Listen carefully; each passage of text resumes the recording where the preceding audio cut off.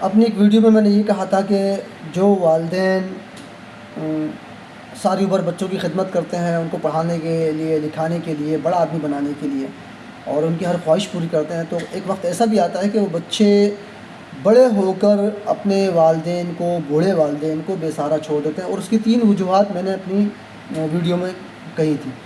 تو بہت سے لوگوں کے ذہن میں سوال اٹھتا ہے کہ کچھ لوگ ایسے بھی دنیا میں موجود ہیں جنہوں نے اپنی زندگی کو بڑی ایمانداری کے ساتھ گزارا، بچوں کی تربیت پہ بھرپور توجہ دی، لیکن اس کے باوجود بچے جو ہیں والدین کو چھوڑ گئے۔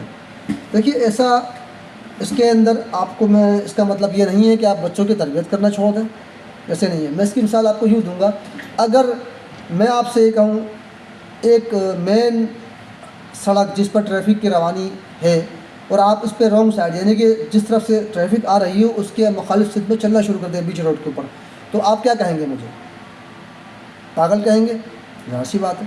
لیکن کوئی شخص اگر اس روڈ پہ چل رہا ہے، ہو سکتا ہے وہ اس ٹریفک کی زد میں آنے سے، ہلاک ہونے سے، زخمی ہونے سے بچ بھی جائے، لیکن کیا وہ اس کا چلنا صحیح رہے گا؟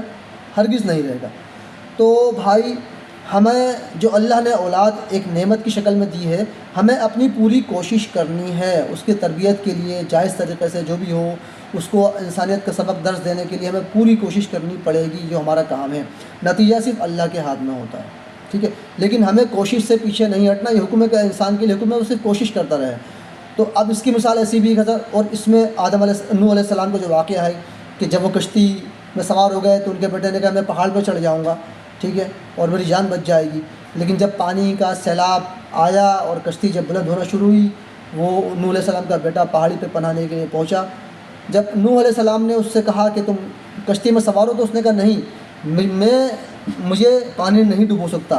پھر جب پانی اس کی حلق تک آ گیا تو اس نے اپنے والد کو پکارا، تو پھر حضرت نوح علیہ السلام نے اللہ سے دعا کی کہ اللہ تعالیٰ تو میری آل کو بچا لے، تو نے میری آل کا بچانے کا وعدہ کیا تھا۔ تو اللہ تعالیٰ کی طرف سے فوراً وحی آئی، خبردار ہے نوح، یہ تمہاری آل میں سے نہیں ہے، کہ نافرمانوں میں سے ہے، تمہاری آل وہ ہے جو تمہارے ساتھ کشتی میں سوار ہے۔ تو اس کا مقصد یہ کہ کبھی کبھی اللہ تعالیٰ امتحان کے لیے اپنے بندے کو جانچنے کے لیے بھی ایک امتحان میں ڈالتا ہے کہ تو نے ساری عمر محنت کی، اس کا نتیجہ کہ تو میرے ساتھ کیا رویہ رکھتا ہے۔ تو یہ ایک الگ معاملہ ہے، لمبی طویل گفتگو ہے، لیکن اس کا مطلب ہرگز یہ نہیں ہے کہ ہم اولاد کی تربیت چھوڑ دیں اور ہم بچوں کو حرام کھلانا شروع کر دیں، اور بچوں کی جو خواہش جائز ناجائز ہو اس کے پیچھے ہم اپنی زندگی کو برباد کر دیں۔ نہیں، ایسا ہرگز نہیں ہو سکتا۔ یہ کیسز بہت کم ہوتے ہیں، 100 میں سے 2-4 کے ساتھ ہوتے ہیں، ورنہ جن والدین نے اپنے بچوں کی تربیت اچھے طریقے سے کی ہے، اللہ کی امانت سمجھ کے کی ہے، ان کا رزلٹ ان کو ملا ہے۔ ان کے اور سارا دار و مدار دیکھیں نیت کے اوپر ہوتا ہے۔ جیسے میں نے پچھلی ویڈیو میں کہا تھا کہ اگر آپ کی تنہائی ہے اور جو آپ کی محفل کا حال ہے وہ مشترک ہونا چاہیے، اس میں فرق ہوگا تو پھر ہم اور آپ بچ نہیں سکتے۔ تو بس اس فرق کو سمجھنے کی ضرورت ہے۔